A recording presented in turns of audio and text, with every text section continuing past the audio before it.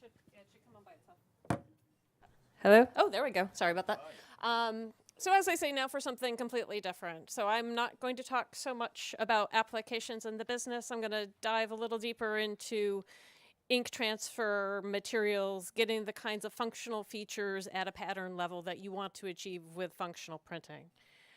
So kind of the outline of the talk, we're going to be talking about flexible electronic components made by printed electronics manufacturing. I'll go through very quickly some of what I see as the advantages in terms of additive manufacturing, high resolution, and specifically flexography, because that's at the core of our printed electronics business at Kodak.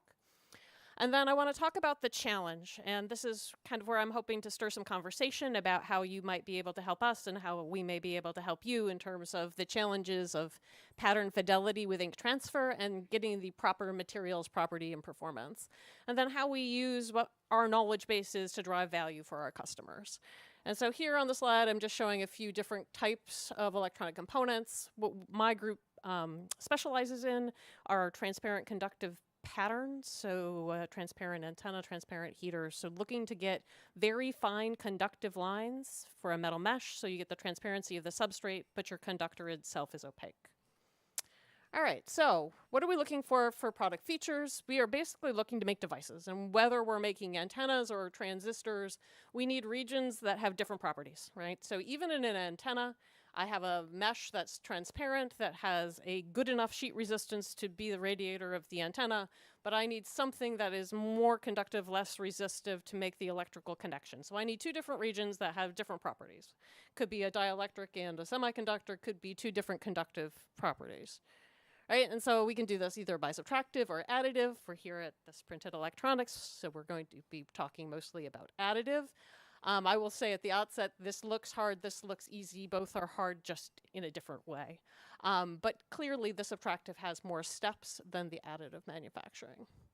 So we're talking about devices that have different regions, and so multi-layer devices. So if you think about subtractive processing, you come in with a uniform layer, you etch it, and then you want to build another device layer on top of that. There are different ways to do that. You can do it by liftoff. You can coat the second material after you've patterned the first. You can pattern the two simultaneously. They both have trade-offs. They are both multi-step. They're both fairly complex. You could add additive manufacturing onto your subtractive process, and that is actually a nice way to do a multi-step process. So additive has a benefit here. Obviously, this is the kind of the crown jewel where you come in with bare substrate and you just keep on patterning your layers and you worry about your interfaces. But from a process flow perspective, there are a lot of advantages. And so again, just from a high level, from my business standpoint, we're looking to do multiple patterns. And this directly patterning by printing this metal gives us advantages over the other ways of creating these transparent conductive films. So that's a whirlwind of additive benefit versus subtractive. High resolution also is kind of straightforward. It lets you make things that you can't make at low resolution. So if you want to make a grading structure that's 10 micron lines on 24 micron pitch, you have to be able to make 10 micron lines, and you have to be able to find them on a 24 micron pitch. And so if you're in a low resolution world, you cannot make every line be the same width, and you can't make it rigorously at the pitch you're trying to place it. And so as you go up in resolution, your ability to make the feature you want at the place you want it increases. So our technology operates at this 12,800 dpi, which is roughly 2 microns. So in addition to those kind of line space features, you also get this advantage of having radius of curvature, right? So the feature that you want in the place that you want it. A circle bullseye target at a low resolution no longer looks like a bullseye target. You increase the resolution and you can start making much more complex shapes. And so we want high resolution for both feature size as well as control of kind of the shape of the feature.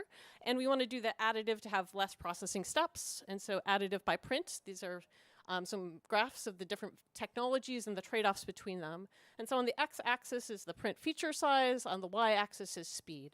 So we're looking to do high volume manufacturing, so you want to be fast. We were looking to make beautiful fine line features, so you want to have slow.